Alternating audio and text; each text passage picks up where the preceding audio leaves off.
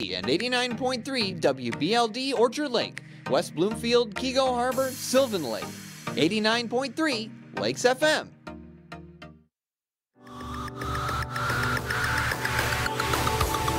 It's the Megacast, an hour-long TV and radio streaming show keeping you informed on the day-to-day news. Live from West Bloomfield, we're bringing you the news, updates, and information impacting communities around Michigan. Join our host, Tyler Kieft, as he talks with community members, business leaders, and professional experts about the stories that impact you. You're watching the Megacast on Civic Center TV.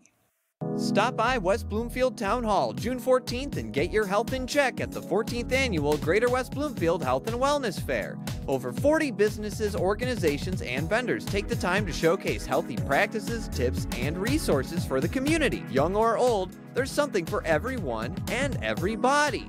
11 a.m. to 2 p.m. Wednesday, June 14th, the 14th Annual Greater West Bloomfield Health and Wellness Fair. This community update from Civic Center TV and 89.3 Lakes FM. There are many different kinds of noses.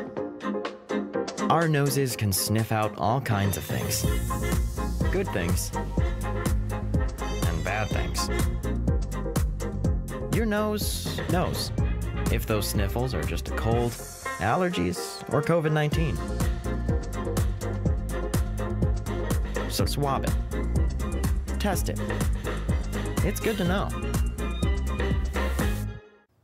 You're listening to your radio homes for the Megacast, 89.3 WBLD Orchard Lake and 88.1 WBFH Bloomfield Hills. Today's edition of the Megacast begins now.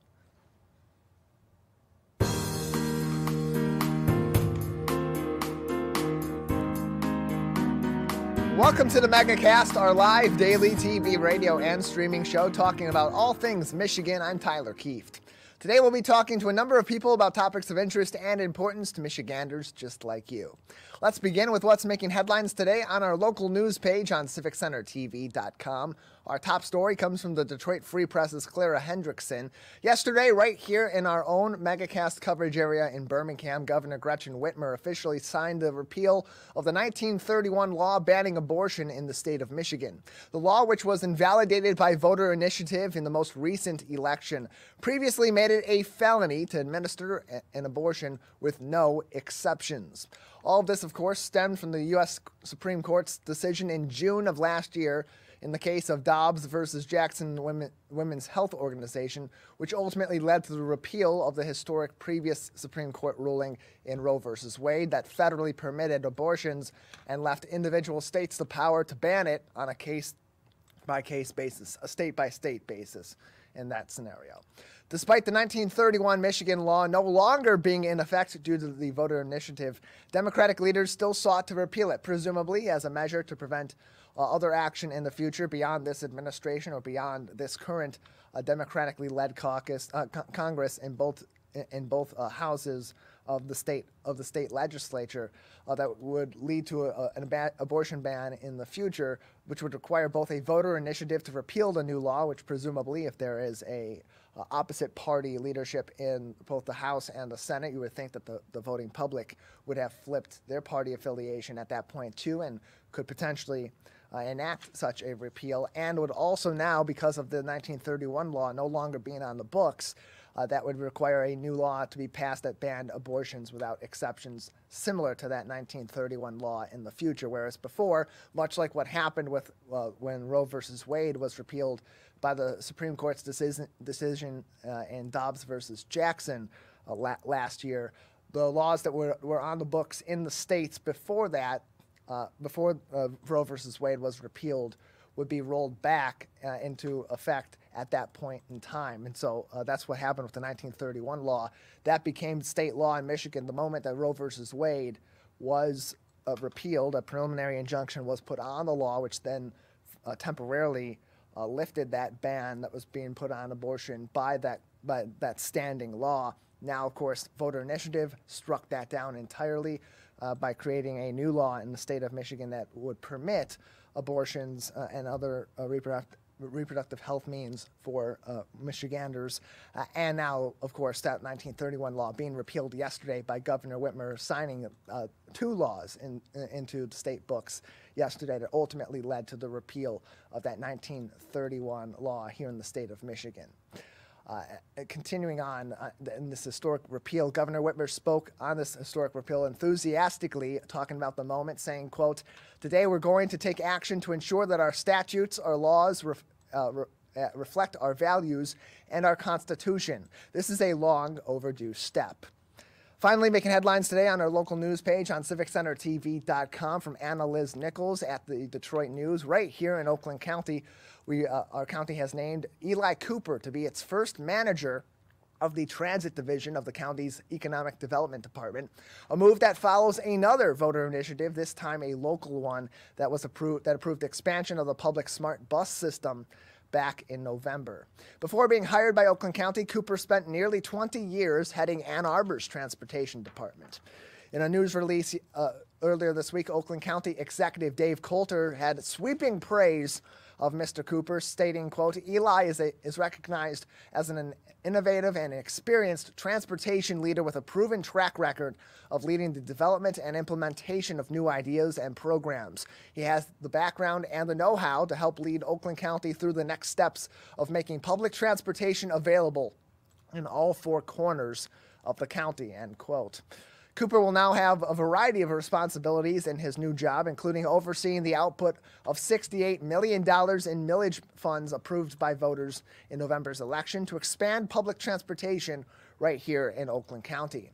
On his new job, Cooper said in a news release this week, quote, "There's no better opportunity than to come to Oakland County and work with our public transportation providers, local communities, residents, and stakeholders in order to ensure public transportation options are available everywhere in the county.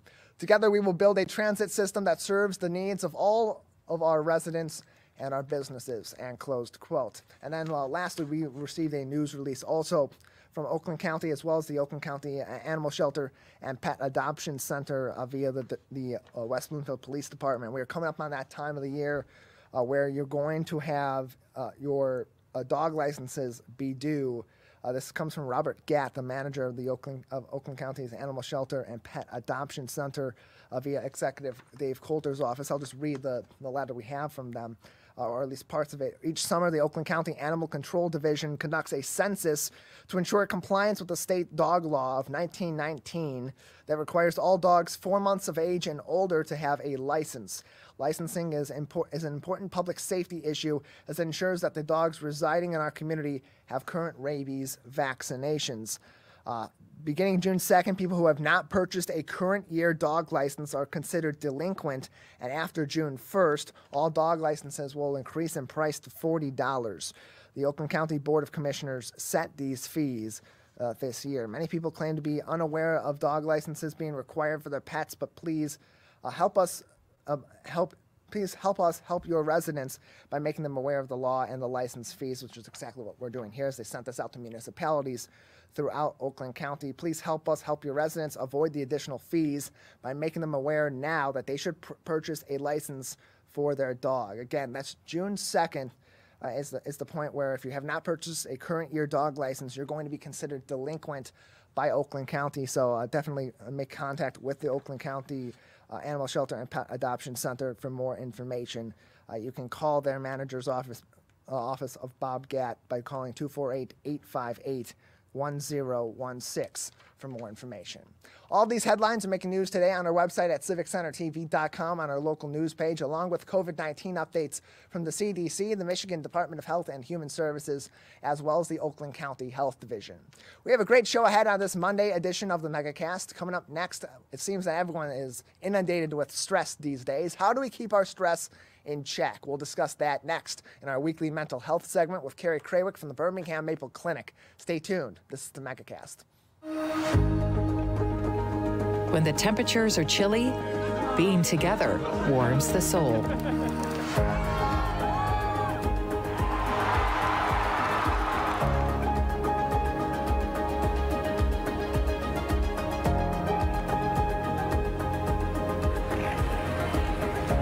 Keep the winter fun going.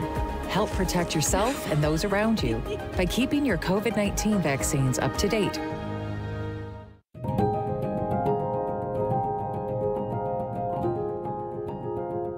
I'm Steve Eiserman of the Detroit Red Wings, and I think every child in Michigan deserves a safe, healthy, and happy childhood.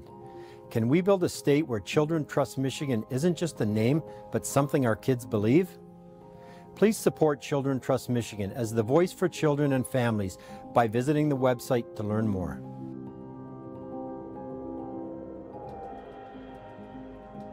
Ronnie started doing prescription pills at the age of 15, and by 19, he died. If your child is struggling with drug use, try not to be too proud to reach out for help. Don't be worried about what the neighbor will think or your family. Just get your child the help they need. Sometimes it's the hard road to take, but the hard road is nothing compared to living with the fact that your child is no longer with you. There's hope and help at drugfree.org. Hello, nose. My nose knows is when somebody uses the bathroom. Mom, Polly didn't flush. Ooh, I smell cookies. I smell an A+. How could my nose be running when it stays on my face? Our noses know if those sniffles are just a cold, allergies, or COVID-19. So swab it, test it. It's good to know. Let's savor these moments. Made possible by the COVID-19 vaccine.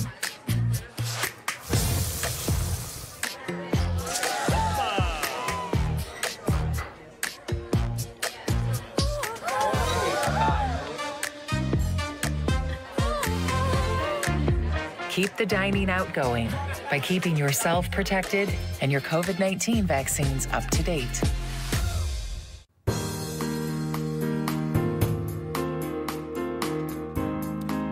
Welcome back to the Megacast, our live daily TV, radio, and streaming show talking about all things Michigan. I'm Tyler Kieft.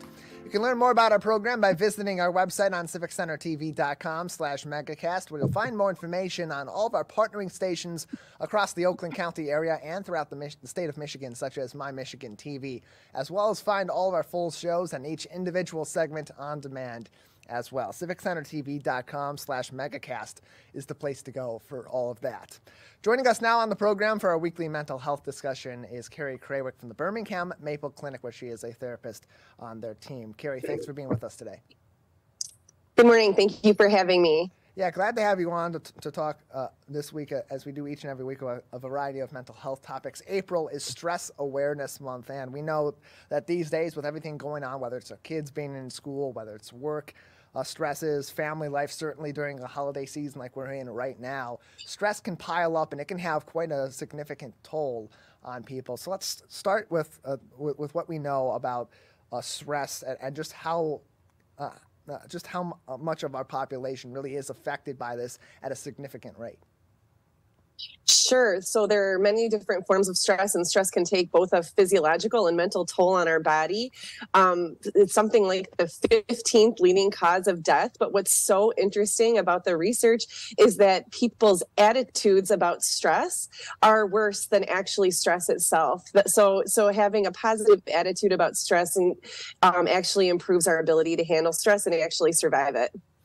And so you mentioned some of those factors that can come from stress, some of those different responses, physiological, psychological, and so on. What are some of those effects that stress can have on those areas of our life and ultimately affect us down the road? Stress can actually impact our immune system. We're more likely to get a cold if you're under stress or experiencing significant stressful events. It has cardiovascular effects on the body, meaning that it can cause our heart to tighten, make it more likely of a cardiac related death. And certainly it can cause depression, relationship issues, and anxiety. We're joined by Carrie Krawiec on today's edition of the Megacast, a therapist at the Birmingham Maple Clinic. You can join us every Thursday for our weekly mental health segment on the Megacast and catch them all on demand on civiccentertv.com/Megacast. Carrie, continuing on, as we talk about that connection between stress and other areas of our body, whether it's physiological or mental, how do we curb stress? Because there's so many different kinds of it. There's so many different factors that contribute to it. But what are some ways that we can maybe begin to cope with some of that stress that could turn it into something more productive?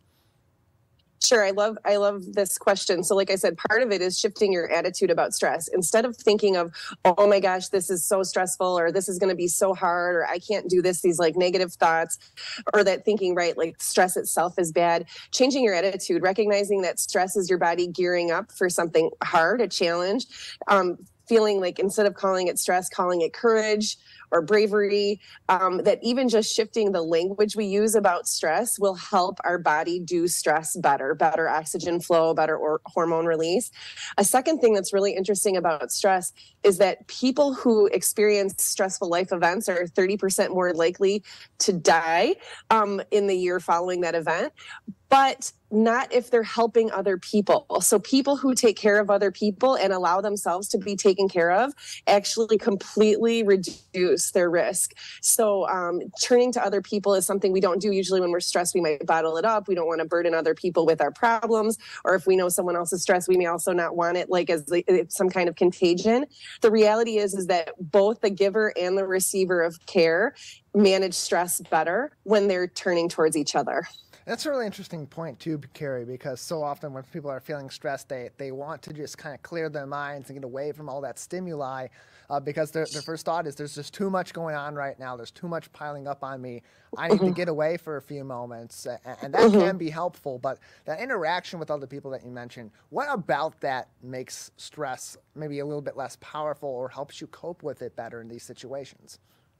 It's actually, we've talked before about oxytocin is a hormone that's released in our body. It's famous for being called the cuddle hormone. It goes between mothers and children in our relationships. But the reality is it's a stress hormone. And so it's actually released during stress to nudge us towards other people. So that's one like little known fact about it is that it's actually helpful during stress. It's actually, our body is actually telling us find people during stress, which we don't always do. And we don't always do the best of being towards people. We might be a little edgy and irritable and irritated when we're stressed. But all of this is actually a sign to seek comfort and seek help.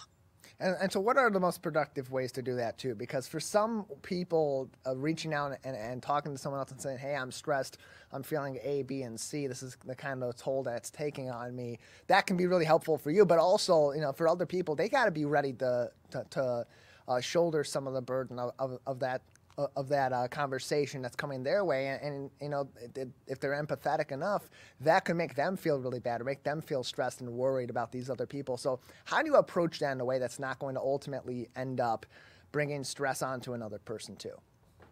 Again, I think this conversation that you and I are having really just people educating and being informed, right? That this is actually a good thing, not a bad thing. That being there for someone during stress actually does have physical and mental benefits for both parties. And bringing that positive attitude into the interaction will help neutralize some of that, like you said, some of that other anxiety. It's the bad attitudes about stress that really are more problematic than the stress itself. So bringing a sort of joyful, positive attitude. I'm so glad to be there for this person. I'm glad they selected me to be their trusted person because we also get a benefit from it. We're joined by Carrie Krawiec on today's edition of the Megacast.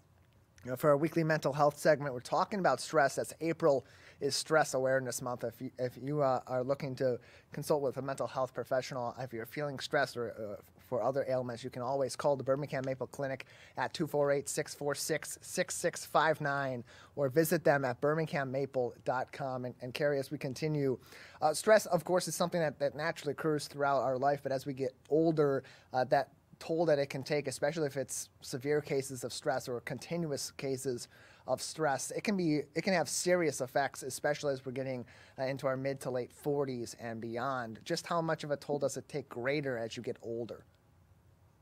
Gosh, I think like we said before, of course, all the functions of the body change. So, right, like if you're already at risk for a cardiac event and as you're aging, the risk increases, stress is also going to play a role. Certainly, too, people as they age may be more isolated at different points of their age, so maybe don't feel like they have those people to turn to and might have to go to some extra lengths to identify a person that could be their helpful, supportive person. But I do think that, again, too, it's the positive attitude about stress, shifting our attitude about stress that The other thing is that it's important that we do experience things that cause us stress or challenge, but that we don't stay in stress, that we have also periods of relief or release and respite from that. We need rest. So we need to exercise, right? And exercise our minds and exercise our attitudes about stress, but also have periods of rest. So really mental and emotional fitness is not about not feeling any difficult emotions, but about having the experience of the emotions and then restoring some calm. So like you said, what are some other things we can do to do that? Certainly physical exercise, walk, time spent outdoors, time spent with people, time spent helping someone else. All of these things have stress relieving properties and calming properties that will help us long term. And whether you're challenging your mind or you're challenging your body through exercise, mental exercises, or through physical exercise, that's another form of stress, but it's a good form of stress that helps your body also adjust to other forms of stress you may be feeling and ultimately have better responses too. In terms of talking through these issues, just to kind of go back to that, whether you're talking through it with a therapist or another mental health professional or someone in your family, a trusted confidant in your life, what's a good place to start for people that are feeling overwhelmed with stress and really just want to get that stuff off their chest? I always think the best way to start, especially if you're trying to engage someone else, is start with an I statement. You know, often we start, especially when we're stressed, we might start pointing the finger. You're being too loud, or you're doing this that's bothering me, or whatever, to say, okay, wait, I'm, like you said, I'm feeling too much stimuli, or I'm feeling extra irritated about these things. If you start with an I statement, it's a little more inviting to get someone else to be helpful or want to listen. If you start with you, you're going to start repelling people away. They're going to become defensive and agitated as a result, which is not going to be the kind of relief that you need. So trying to put some I statements, how am I feeling, and find the feeling words that you, right. It might not, stress might not come to mind first, but frustration, annoyance, irritation might help lead down the direction of what is causing stress. Beyond just having that interaction with another person about the stress that you're feeling and the benefits you've already discussed with us today about just doing that in terms of relieving stress, what other benefits can come from talking to a mental health professional? If you're feeling stress that's accumulating over a period of time, whether it's just moderate stress over a long period of time or severe stress over an acute period of time, how can that consultation with a mental health professional also benefit you in these cases? Absolutely. Well, like you said, unlike a person that's perhaps close to you, they may not also offer, a therapist is going to remain unbiased and neutral and also be able to cope and soothe themselves, that likely what you're saying is not going to feel as an attack on them. So they'll be able to be that open, supportive person, certainly being able to offer suggestions and skills. Are there boundaries with your time and location that need to be placed so that you can get the rest and respite you need? Is there therapy itself provides that space, right? 1 hour of time dedicated to yourself and your own mental well-being, which perhaps wouldn't necessarily happen in your home or something unless you dedicated it. And so therapy, not just the therapist person, but therapist, the environment helps to provide some space for calm in the midst of other stresses. Certainly the act of talking about something, telling your story in itself is stress relieving, and also providing other skills, ways to look at things differently, perhaps to neutralize some of those negative thoughts. Offering things like breathing exercises. I think one thing, breath and breath work is so important for our body. Like we said, stress can impact the oxygen flow through our body, and breathing better can help to reduce stress. Often people breathe, pant, kind of hyperventilate when they're feeling panicked or stressed out.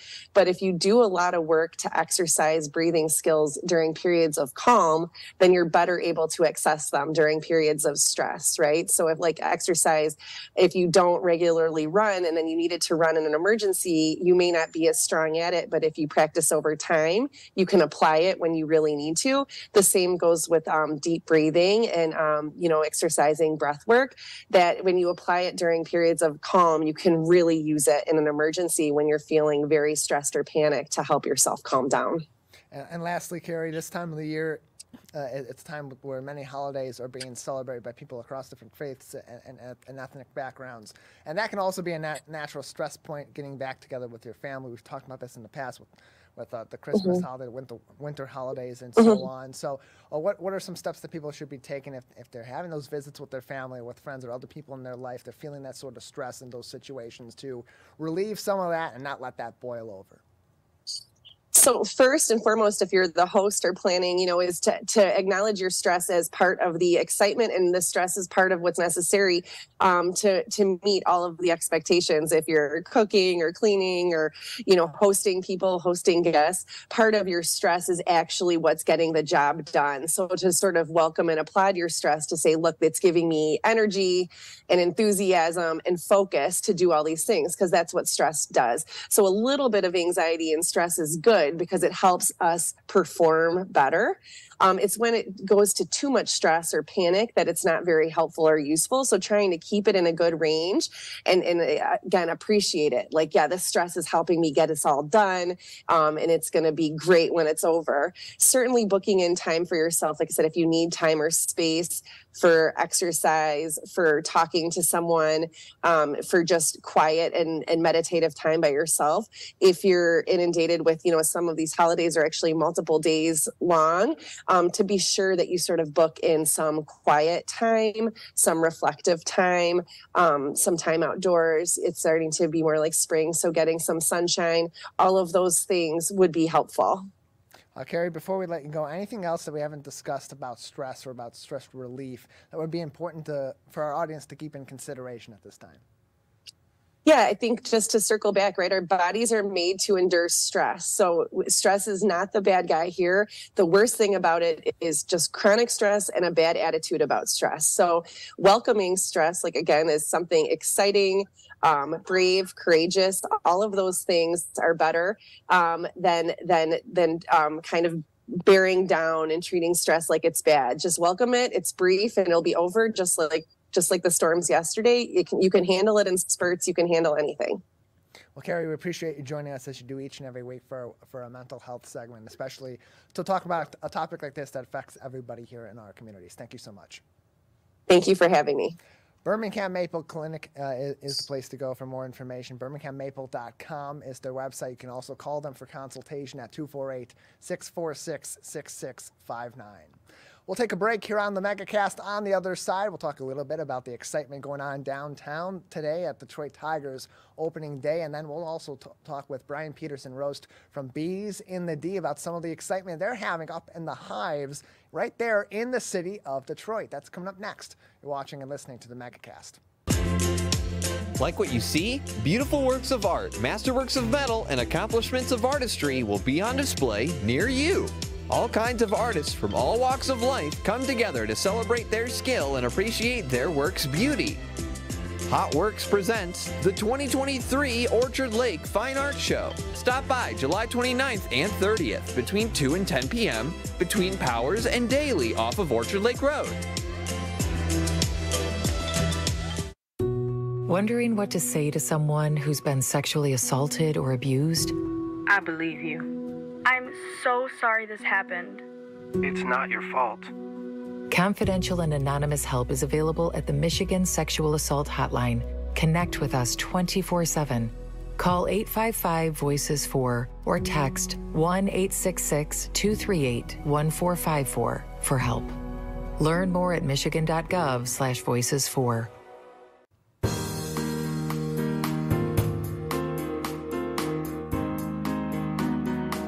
Welcome back to the Megacast, our live daily TV, radio, and streaming show talking about all things Michigan. I'm Tyler Kieft. You can stay up to date with us as well as all of our partnering stations and their original programming by visiting our website on civiccentertv.com and going to our Megacast page. civiccentertv.com/Megacast is the place to go for all of that information, including our full shows and each individual interview segment on demand. If you're currently driving around during our live show, 10 a.m. to 11 a.m., Monday through Friday, we're about halfway through today's program, but so if you're driving around town, if you're maybe heading toward the city of Detroit for opening day, want to engage in a little bit of fun downtown beforehand, we just talked yesterday to Fred Hunter from the Detroit Police Athletic League, or Detroit PAL, about a great event they have going on. It's a fundraiser for all of their athletics programs that support kids in the city of Detroit as well as here in the suburbs in Oakland County and beyond, called Swing for the Fences at the Old Corner Ballpark at Michigan and Trumbull, the old Tiger Stadium location. You can get 10 swings for $20. If you hit a home run, you get some special prizes, and all those proceeds are going towards Detroit PAL and all of their programs all throughout the year to help kids in the Detroit community and in the Detroit area as well. So go ahead and take a look at that interview too. You can listen to that interview and watch it online on civiccentertv.com/megacast. And again, that's at the Old Corner Ballpark until 12 noon today. Of course, it's Detroit Tigers opening day, a holiday here in the state of Michigan, although like many other holidays, not a lot of you having a day off, but we appreciate you tuning in with us for our live show today from 10 to 11 or live to tape and on demand throughout the afternoons and evenings, including on our website on civiccentertv.com. Whenever you're watching us, we appreciate you joining us, and hopefully you're watching us before or just after a Detroit Tigers opening day victory. The Tigers open up their home schedule today against the Boston Red Sox at 1:10 p.m. Spencer Turnbull will be on the mound for the Detroit Tigers. His first action at Comerica Park since really a couple of years ago when he got injured and underwent Tommy John surgery. He'll be on the mound today for the Tigers, who picked up a series win on the road in Houston, 2 out of 3 games, beating the defending champion Houston Astros. Of course, they're coming in with not so great record overall. They took a hit in their first few games against the Tampa Bay Rays to open the season, a 4-0 loss, a 12-2 loss, and a 5-1 loss to start off the season. So 3 losses right there, but then won 7-5 against the Astros, and then 6-3 against the Astros before their 8-2 loss yesterday against the Stros to ultimately bring them to where they're currently at today, going into Comerica Park. The Boston Red Sox, 1:10 p.m. And, of course, plenty of coverage on that all throughout the local area and broadcasts of the game as well. So go Tigers. We're rooting for you. And we know it's probably not going to be the greatest season for the Tigers. There's not high expectations with the team. But, of course, they always want to show up and have a great game on opening day. We remember a year ago on their first opening day ball game last year when there was so much expectations. It was kind of a disappointing game. They had that late game comeback and then the walk-off home run by Javier Baez in his first game at home at Comerica Park with the Detroit Tigers. So we're rooting for you. We're thinking about our Tigers community today. And for all of you that are in the city of Detroit celebrating today, stay safe, be responsible, have a good day, and especially after the first pitch today, 1:10 p.m. at Comerica Park.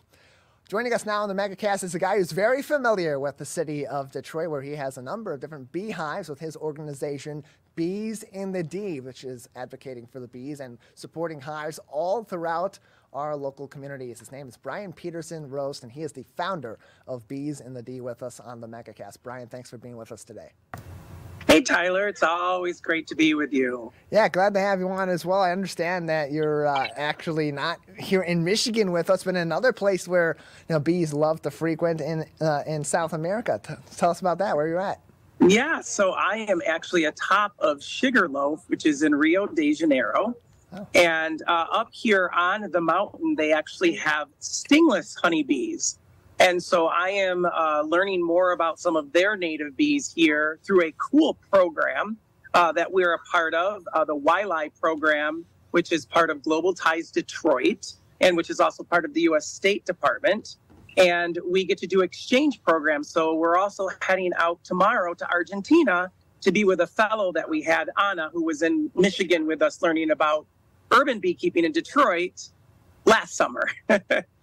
And that's just some of the different things that you do with Bees in the D, is getting that educational background so you can provide it to people right here in our local area about the bees in Detroit and in the metropolitan area. So tell us, for those that aren't familiar with Bees in the D, tell us about the work that your organization does. So we're a nonprofit out of Detroit. We have about 220 hives across 70 locations in southeast Michigan that goes across about 5 counties.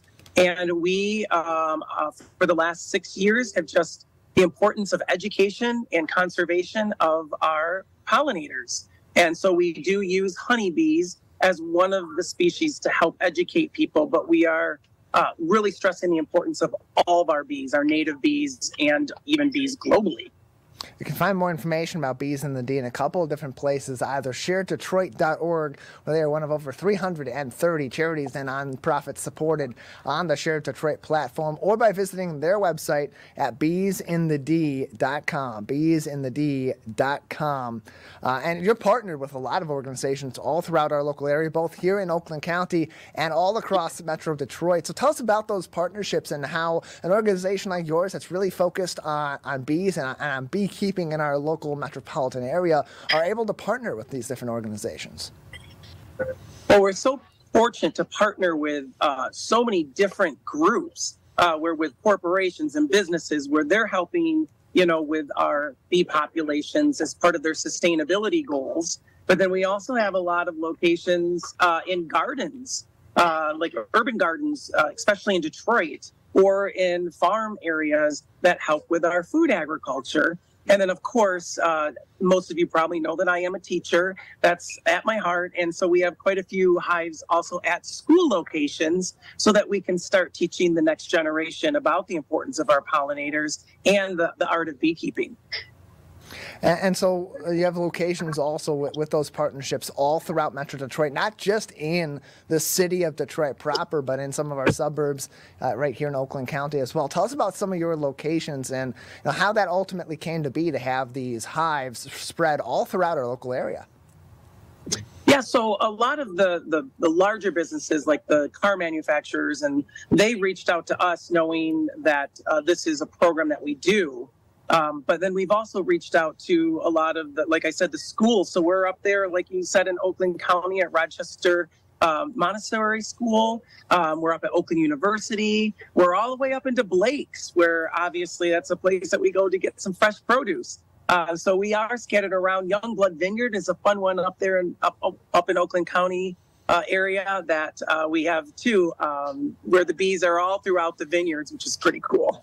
And especially in downtown Detroit, that's an area where you would, for those that don't know much about bees, not really think that, bees are going to be frequenting a major city like this where there's, maybe not a whole lot of wild areas for them to explore or flowers necessarily for them to pollinate and ultimately be able to produce their honey back at their hives. But that's not necessarily the case. So how prevalent are bees actually in our major cities like Detroit?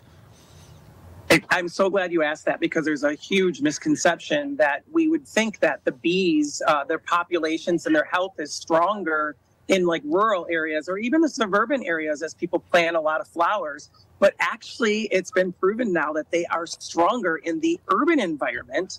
And one of the main reasons for that is there is a larger diversity of plant life. And if you think about it, especially in Detroit, all the vacant lots, the urban gardens.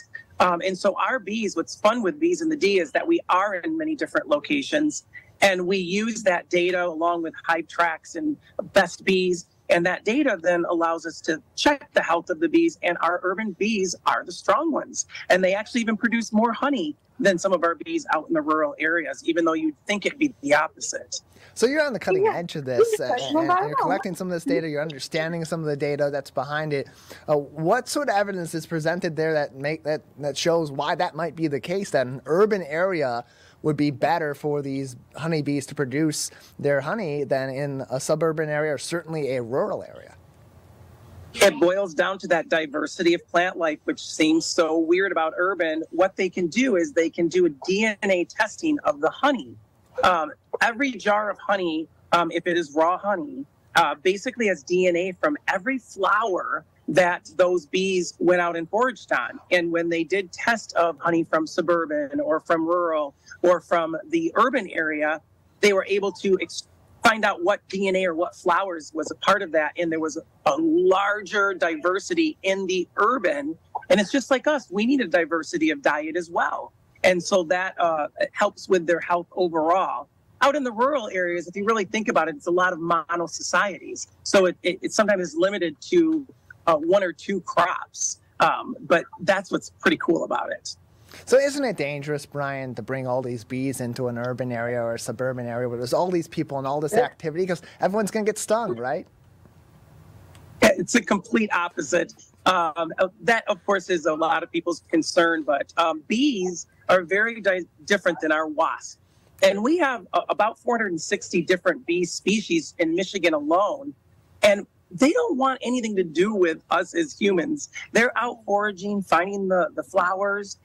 It's more of the wasp and the hornets that tend to be a little bit more defensive is the word I like to use. Now, of course, with honeybees or any bees, if you're batting at them or swatting at them or bothering their homes, of course they're going to be a little concerned and want to defend it. But no, we've been in the city now for 6 years, and they have no issues whatsoever.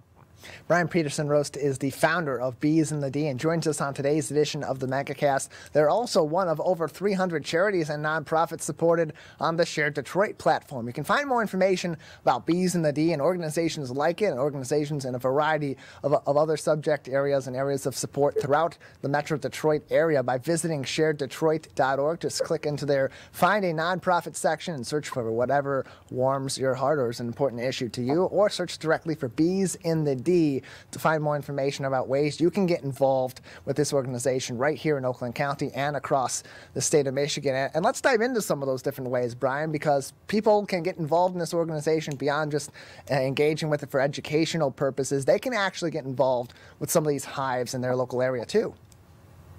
Yeah, so we have a large volunteer base, and what's great is the volunteers have many different skills. Like you said, some of them might want to help with the education, or even, when we sit at tables to share about the importance. But then we have a lot of volunteers that will come in and help with the honey harvest, and then, of course, beekeeping. But it is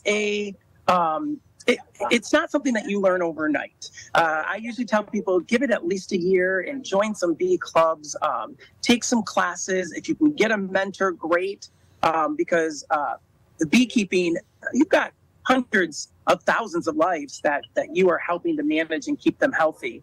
And so you want to make sure that you understand how to do that properly. So we do train people to help us manage some of the hives throughout Metro Detroit as well. Brian Peterson-Rost is the founder of Bees in the D and joins us on today's edition of the Megacast. You can find more ways to get involved as well as some of Bees in the D's products made right here in the Metro Detroit area at beesinthed.com. beesinthed.com, or visit them also at shareddetroit.com. shareddetroit.org for more information about them, as well as over 300 other charities and nonprofits across our local area, including right here in Oakland County. And Brian, we've been talking to you here at our flagship at Civic Center TV for a number of years since you were just starting this organization, as it's continued to grow and expand and become a staple amongst nonprofits in not just Oakland County, but in metropolitan Detroit. Where did this all begin for you as the founder of this organization to put this mission forward and ultimately to action and expand to where it's at now? Well, I shared that I'm a teacher, and I was given the opportunity from the Rochester Garden Club to take a 2-week course up on Beaver Island at the Biological Center to learn beekeeping. And one of the asks was, as long as you bring back some of the knowledge that you learn about the bees to the classroom. Well, of course I did that. My kids, I teach 4th and 5th graders. They hear about bees quite often. But then that just snowballed into learning more about these bees and the parasites and the problems that they have. And I just wanted to help in our little corner of Metro Detroit area. And so we started the nonprofit. And so really it all started from the generosity of others. And there's plenty of ways to get involved with Bees in the D directly, as you mentioned, those volunteer opportunities, but also at a number of different local events all throughout the Metro Detroit area, because that's where those hives are. That's where they do all these different activities to support our local bees and, of course, to develop some of that great Detroit-made honey, Michigan-made honey that they provide all throughout the state of Michigan. So if people want to get involved, what are some upcoming events that they will be able to visit Bees in the D at? Well, we've got a honey pairing coming up that we do with bee nectar. That's always fun. And we brought back the Girl Scout patch for beekeeping. And so through the Girl Scouts of Southeast Michigan, we have quite a few hive tours where they can earn that patch. And then we're going to be having a lot more events coming up because it's becoming bee season. And you can find those on our webpage under events at beesinthed.com. Yeah, those Girl Scout hive tours, May 19th through July 15th. So all summer long, you'll be able to get your girls involved and learn more about the bees and, of course, get that beekeeping badge for those Girl Scouts. And more information on all of Bees in the D's events can be found at beesinthed.com/events. You can also find a number of different opportunities, including places that you can get some of the Bees in the D products, such as that honey. Brian, tell us about some of those locations while we have a few more minutes with you, that people may be able to get some of these products and support your mission in the process. Yeah, we're super excited that we've been expanding through the Meyer marketplaces. They just opened up 2 new stores, one up in Lake Orion, one up in Macomb County. And of course, there's the one that's been over by Beaumont. And I think that's in Royal Oak. And then, of course, the new one, it's fairly new, down in Detroit on Jefferson. So we have our honey products there. And of course, you can always get our honey online. And then we sell our honey at most of the events that we do, our library things, the Lavender Festival up at Blake's, so different events as well. Tours, books, events, products such as honey, lip balm, and collaborative products with other groups, organizations, and businesses all throughout our local area. beesinthed.com for more information on all of that. Brian Peterson Roast is the founder of Bees in the D and joins us on today's edition of the Megacast. Brian, another 90 seconds or so before we'll need to wrap things up today. What are some lasting things that you wish people knew about honeybees that we either haven't discussed or that are common other misconceptions that people have about the honeybee? Well, the one that I talked about a little bit was the wasp and the bees they kind of get plopped in one category, like bees. Most of the ones you see when you're at the zoo around the trash cans or things like that, those are wasps and not bees at all. And the other huge misconception I kind of hinted at too was honeybees aren't the only bees. There's 460 species in Michigan, about 4,000 in the United States, and 20,000 worldwide. That's why we're so excited to be here to learn about them here in Rio de Janeiro. And it's a global thing. The bee populations are dropping across the globe. And so it's very important for us to understand and help, because they also are an indicator species that lets us know when maybe some things aren't going so great with our environment. You can find more information and get in contact with Bees in the D, join them on their events, get involved as a volunteer, and more at beesinthed.com. Follow them also on social media and keep up to date on everything that they're doing here in the Oakland County area and in Metro Detroit, all throughout Michigan and around the world also at Bees in the D on Facebook, on Twitter, and on Instagram. Brian, thank you so much for joining us today. Thank you for having me. And I love being with you here, Tyler. And I just want to thank everybody that has supported us, because as a nonprofit, we do depend on those donations and those sales. Everything goes back to furthering it, or our events where you get to learn, but also are helping to support our mission. So thank you.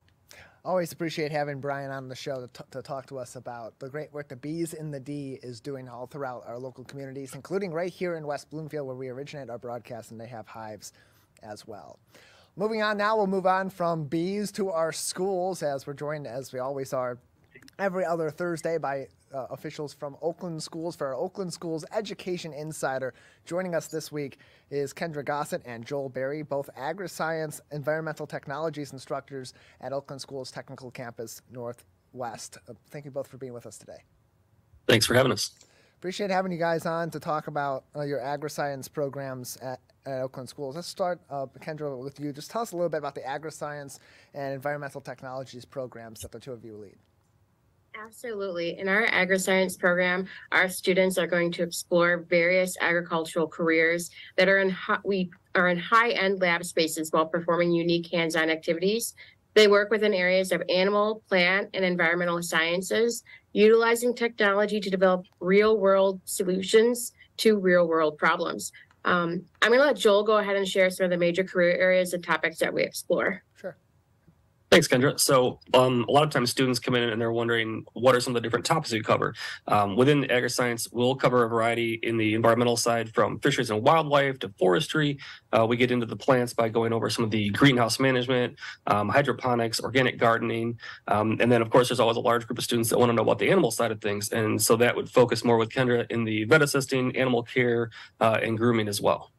And on the career-focused side of things, what sort of career-focused skills really do kids obtain by going through these programs, Joel? And how does that set them up ultimately beyond their high school careers as they're potentially exploring careers in Agriscience? Sure. So at this point, students that are in 10th or 12th grade that are interested in coming to our campus, as long as they've got a strong interest in science, they leave us with a variety of career-focused skills. Those students would be in our program for at least 1 year, would be able to have a focus on leadership training animal, environmental, and plant sciences. Within there, they get a chance to gain skills directed at solving problems that they most likely will encounter in their chosen work field. And then second-year students are also encouraged to participate in work-based learning. And Kendra, going back to you, a key offering for students focused on career and technical education such as this is opportunities for them to gain additional licenses and certificates even before they move on to that secondary education, whether it's a 2-year degree, a certification, or college. Can you tell us about that and what sort of opportunities in that regard are available to students through Oakland Schools? Absolutely. So our program can be a 1 to 2 year program. And during that time, all first-year students who are with us will work towards the certification called Agriculture, Food, and Natural Resources. It's offered by CASE, which is Curriculum for Agricultural Science Education. This is going to be like our giant umbrella certification, where students are going to learn a little bit about everything agriculture has to offer. This is completed through classroom activities, projects, and problems that are all going to lead to an end-of-course exam for certification. Additional certifications that students can earn as either a first-year or second-year student are really going to focus more on those career areas that we were talking about. So we have one that focus more on animal that are going to be like the Elanco, Fundamentals of Animal Science. Animal Care Technologies is another program that we work with that's going to offer many veterinary-related certifications like kennel assisting, veterinary assisting, or receptionist training. And that's just a snapshot of all the certifications that we have to offer. And that can be also found on our website at ostconline.com, or you can talk to us for more. I'm going to throw it over to Joel, and he's going to talk more about the plant and environmental certifications. Yes, so definitely those second-year students definitely get a larger chance to go into more of like those niche certifications due to their prior year experience. Our largest one coming from crop science is offered by the BASF. And then in the ecology category, Ducks Unlimited has sponsored a very nice conservation and wildlife management certificate as well. We're joined on today's program by Joel Berry, as well as Kendra Gossett from Oakland Schools Technical Campus, who are both Agriscience and Environmental Technologies instructors. As they join us for a biweekly Oakland Schools Education Insider on the Megacast. You can always keep up to date with what's going on in Oakland Schools on this segment by visiting us on civiccentertv.com/Megacast. Kendra, going back to you, of course, work-based learning is a key part of all these different CTE programs that are provided through Oakland Schools, as well as through the immediate school districts themselves. Those certifications play a big role later on, especially as those kids are maybe graduating high school and going right into the workforce themselves in these regards, or even if they are going on to further education beyond high school. But also a big part of this is partnering with industry partners in order to build those relationships too and provide some of those work opportunities while they're in school. Tell us about those partnerships and how that also adds to the CTE education. Absolutely. So as you know, as teachers, we can only do so much in the classroom, and getting these students ready for careers, it really is important to get them out working out with professionals in the industry. So that's where work-based learning comes in. Some of the people that we have partnered with in the surrounding area this year have been businesses like Love for Dogs Grooming in Lake Orion. Not only do they have 2 of our current students, they also have 2 of our former students who have gotten jobs, have been trained as professional groomers, and are now even managers at their business location. We've also partnered with Lake Orion Veterinary Hospital, where again, we have multiple past alumni students who have either worked there in the past or are still working there, and they take current students for even from job shadows to work placements. Students have gone on from Union Lake Veterinary Hospital to continue to work there. These opportunities allow students to discover whether or not they really want to go into that career and get them ready for it. There are so many more. We're always looking for additional partners within the industry and in the surrounding area to partner with us. And students always bring new ideas to the table as far as maybe they have connections, but they always bring great opportunities for them. Joel is going to talk about some of the ones that his students have gone to as well. Perfect. Thank you. The plant side of the world for our students, a lot of students are impressed to find out that Michigan actually ranks 3rd in the nation for overall floriculture production. So our biggest one, literally across the street from us, is Bordine's Nursery. They have current students, they have past students. We've had students return there for many years. We've had students come back to work for them in between semesters while they're up at Michigan State University doing either a 2 or 4 year program, then leading them on to be greenhouse managers. So for plant world, Bordine's has definitely been a great supporting network for us. And then Kendra, just lastly, we've heard throughout this conversation from you and from Joel a lot of mention of those 10th and 12th grade students. When should kids be preparing for potentially going into classes at the Oakland Schools technical campuses in this regard? When should they start thinking about entering these programs? Thinking about entering an Agriscience program can start as early as 8th grade and going into 9th grade, looking at the requirements that are going to be needed for graduation and lining up those classes accordingly so that they can come to our classes with us. While talking to homeschool counselors, they're going to be the ones that help those students make those decisions to be able to attend. But there are so many opportunities to exchange credits and make it possible that, you know, students can come to us for 1 year, 2 years, but ideally 8th, 9th grade. But if students are in 10th grade or 11th grade, they can still come to us as well. OSTConline.com is the place to go for more information on all the programs at Oakland Schools technical campuses, including at Oakland Schools Technical Campus Northwest. Kendra, Joel, thank you both so much for being with us today. Thank you very much. You can always join us every other Thursday for our Oakland Schools Education Insider, and you can always find it on demand on our website, civiccentertv.com/megacast, and of course, for more information on Oakland Schools technical campus programs through Oakland Schools, OSTConline.com. That is going to do it for today's edition of the Megacast. As always, you can keep up to date with all of our partnering stations as well and original programming in your local area of Oakland County by visiting our Megacast page, civiccentertv.com/Megacast. Just click on any of those links. It'll take you to the websites of all of our partnering stations that are joining us live from 10 a.m. to 11, live to tape throughout the day as well. And, of course, you can find us on demand there as well on civiccentertv.com/Megacast. So whether you're able to join us for a full 10 a.m. to 11 a.m. broadcast on opening day like today, or you're down in Detroit, you're enjoying Tigers baseball with their first pitch at 1:10 p.m. and decided that you're going to watch the Megacast later on that evening, you can always find each show and every individual segment on demand on civiccentertv.com/Megacast. Also encourage you to stick to our local news page. Stay up to date with everything that's making headlines across Oakland County and throughout the state of Michigan. Those top 3 to 5 stories every single day and throughout the week. All the top stories making headlines there so that you don't have to necessarily take hours upon hours upon hours looking for the top stories yourself. We put them right there. It's what's affecting you right here in Oakland County, as well as what's affecting us all throughout the state of Michigan. And public health information links to the Centers for Disease Control and Prevention, the Michigan Department of Health and Human Services, and the Oakland County Health Division, all linked at the top of our local news page as well on civiccentertv.com. Big thank you to our guests today, both Joel and Kendra from Oakland Schools Technical Campus Northwest, as well as Carrie Krawiec from the Birmingham Maple Clinic, as well as our dedicated crew, Calvin Brown, our director here at Master Control at Civic Center TV, as well as assistants from Jared Clark at Master Control at My Michigan TV. Until next time, take care of each other, and we'll see you very soon.